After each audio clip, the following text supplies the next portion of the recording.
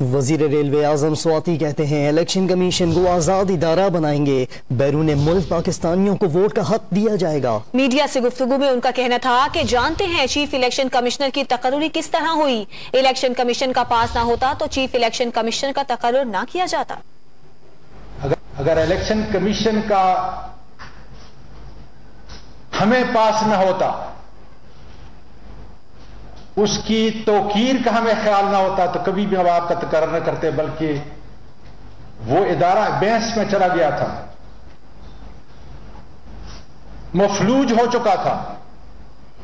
इसलिए आईन की पासदारी और इलेक्शन कमीशन की अजमत के लिए हमने आपको चुनाव किया।